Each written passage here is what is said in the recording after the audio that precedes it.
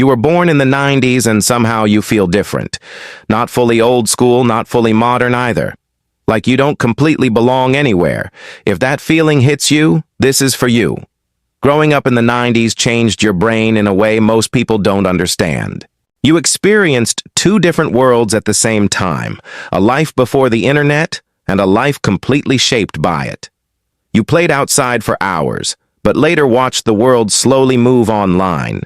You remember real conversations, but now you find yourself overthinking simple texts. Your brain learned two different systems, one slow and real, the other fast and unpredictable. Because of that, your mind is always switching.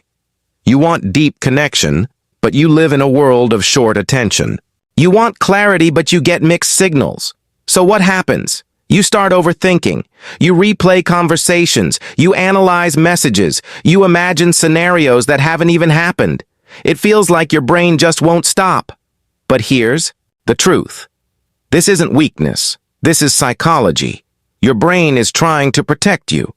Back in the 90s, social mistakes had real consequences.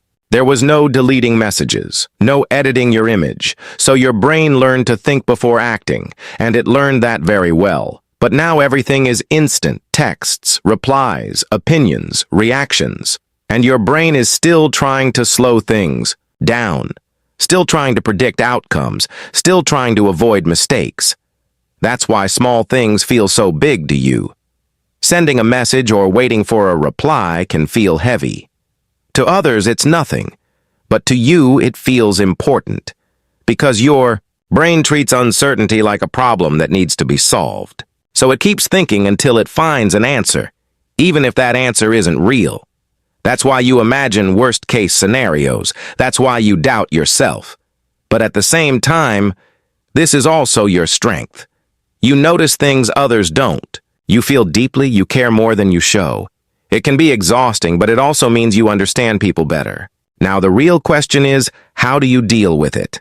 First, stop fighting your thoughts and start observing them. Ask yourself if this is real or just something your mind created.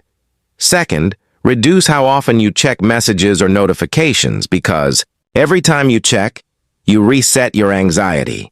Third, focus only on what you can control.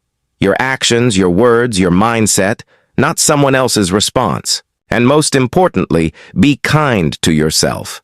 You learned these patterns for a reason. You adapted, you survived. Your brain isn't broken, it's trained. And with time, you can train it again.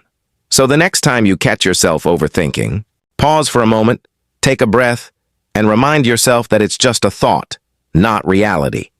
Because being a 90s kid means you carry two worlds inside you, and once you understand that, everything finally starts to make sense.